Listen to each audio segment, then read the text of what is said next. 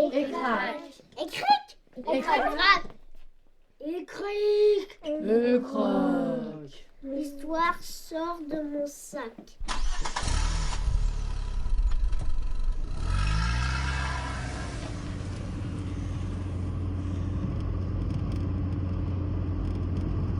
L'association Olégia propose des cercles conteurs en Bretagne et dans les pays de la Loire.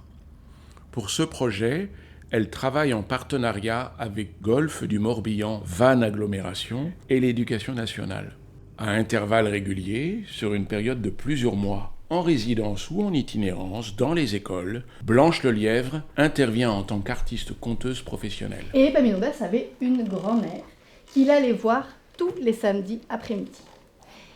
Et justement ce samedi-là, il était chez sa mamie et pour le goûter, sa mamie lui avait préparé des petits gâteaux en chocolat.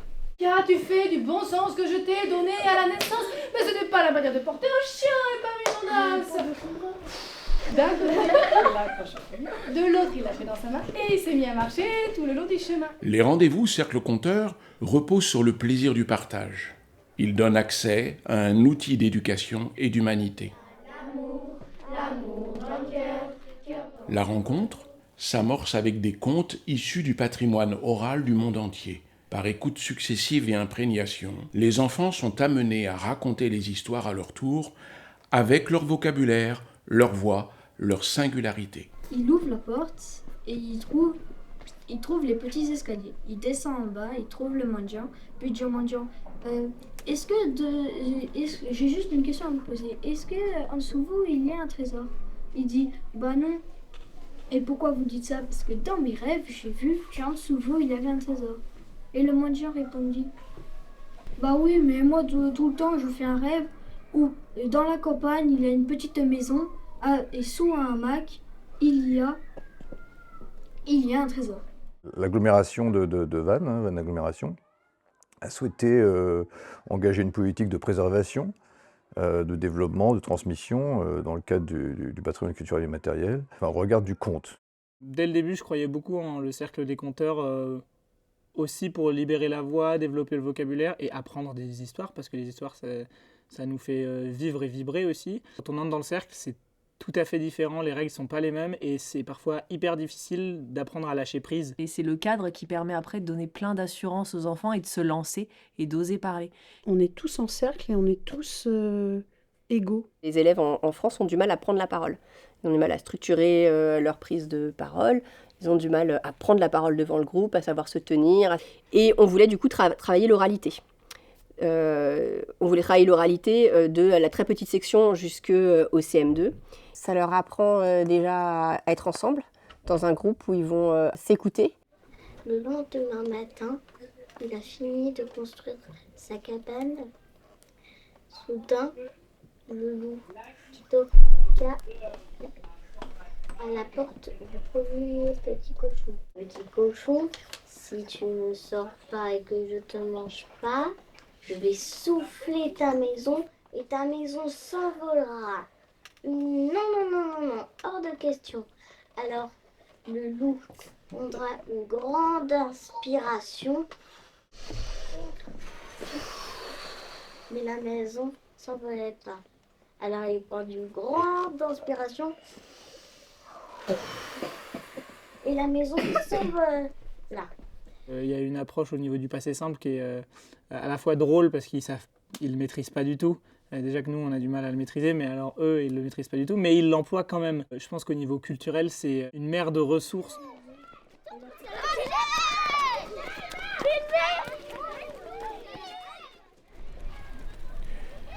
Les cercles conteurs sont inspirés des recherches de Suzy Platiel, ethnolinguiste au CNRS.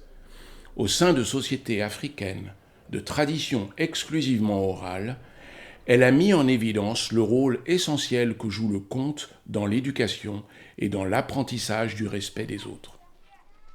Le conte conduisait les jeunes Sanans à maîtriser très tôt la parole et le raisonnement logique en leur permettant de devenir des adultes accomplis, solidaires et responsables. Mais il n'a vu rien, il avait beaucoup marché et s'est bien enfoncé dans la forêt. Donc il était perdu. Il a sauté le plus haut en voyant quelque chose qui lui semblait une rivière. Moi, j'ai quelques retours de parents qui m'ont dit ils nous racontent jamais rien de l'école, mais les cercles de conteurs, ils nous racontent les histoires des cercles des conteurs. Surtout, il n'y a pas de jugement. On leur dit pas non, tu t'es trompé ou c'est pas bien ce que tu as fait. Et du coup, ils prennent plus la parole et ça se répercute en classe. Donc ça permet aussi de découvrir un autre aspect d'enfants qui vont être plus en difficulté et qui vont du coup avoir face à l'erreur, au fait de se tromper, au fait de ne pas réussir à faire parfaitement, qui vont plus oser se lancer. C'est que c'est pas forcément les élèves qui sont les plus en réussite scolairement qui vont prendre la parole le plus facilement.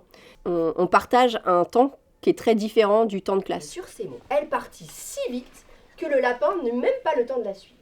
La formation, elle m'apporte beaucoup sur le répertoire, sur les contes en soi, qu'est-ce qu'ils sont, pourquoi. Ça nous permet de comprendre comment fonctionnent les cercles de conteurs, de comprendre vraiment pourquoi est-ce qu'on va les mettre en place et quel est l'intérêt de fonctionner avec les invariants du cercle de conteurs. On apprend aussi à raconter parce que nous, on n'est pas des conteurs professionnels. Je découvre même cette année une nouvelle manière d'enseigner. Ça vient avec le plaisir, donc quand je sens que ça va... On désapprend une manière de faire qu'on a nous enseignants, où on est beaucoup dans le contrôle de nos élèves, on est beaucoup dans l'évaluation. Je leur apprends ça, comment est-ce que je vais leur apprendre et comment est-ce que je vais évaluer ce que je leur ai appris. Alors que dans le cercle de conteurs, c'est pas du tout la même dynamique. On voit une super évolution chez certains enfants. Ce qu'on souhaite au sein de l'école, c'est le faire perdurer. C'est-à-dire que ça, c'est l'année 1, après l'année 2, l'année 3, et les enfants vont progresser comme ça et enrichir leur répertoire au fil des années. Et c'est là où on va voir vraiment les progrès, c'est au fil des années, c'est pas forcément là tout de suite. Les projets Cercle Conteur permettent aux enseignants de se former à l'usage du conte dans leur classe. Accompagner les enfants et les enseignants, c'est donner la parole à tous, enrichir le vocabulaire, appréhender la structure d'un récit, exercer sa mémoire, sa capacité d'attention, cultiver l'imaginaire, favoriser la confiance, convoquer l'écoute, acquérir et partager les valeurs humaines. On a envie de refaire un cercle la semaine prochaine. Moi je trouve que le cercle des conteurs c'est bien parce que ça nous entraîne à nous exprimer, on peut découvrir de nouvelles histoires et au moins ça nous permet de pouvoir mieux nous aider à parler devant plusieurs personnes et moi je trouve que c'est bien parce que ça nous aide beaucoup. Les cercles des conteurs, ça aussi travaille la mémoire pour essayer d'apprendre des nouvelles histoires. Aussi ça nous fait apprendre de parler devant tout le monde. Mais moi j'aime bien le cercle des conteurs parce qu'en fait on nous raconte ses histoires à sa façon. Et cric, l'histoire rentre dans